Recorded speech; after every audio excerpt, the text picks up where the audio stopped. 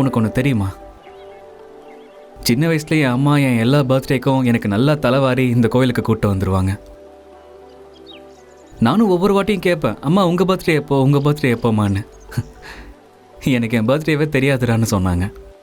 So நானே ரேண்டமாக ஒரு நாள் இன்னைக்கு தான் உங்கள் பர்த்டேன்னு ஃபிக்ஸ் பண்ணிட்டேன். அப்பத்துலேருந்து இந்த நாளில் தான் என் அம்மா பர்த்டேவாக செலிப்ரேட் பண்ணிகிட்ருக்கேன். நான் இன்றைக்கி அம்மா கிட்டே சொன்னேன், அம்மா உங்கள் பர்த்டேவை நான் பெருசானதுக்கப்புறம் அப்படி பண்ணுவேன் இப்படி பெருசாக பண்ணுவேன்னு.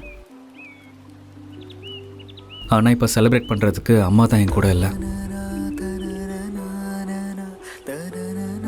இப்போ என் அம்மா என் கூட இருந்திருந்தா என் லைஃப் இன்னும் ஹாப்பியாக இருந்திருக்கும். எங்கள் அம்மா இருந்திருக்கணும்.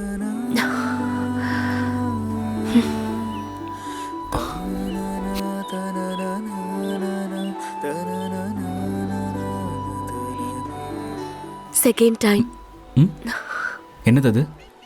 ஒரு பையன் அழும்போது நான் கன்சோல் பண்றது.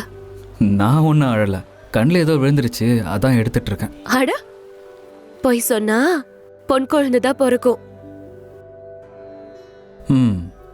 அப்போ இனிமே நான் நிறைய பொய் சொல்ல போறேன். ஏன் உனக்கு பொன் குழந்தைன்னா அவ்வளவு பிடிக்குமா?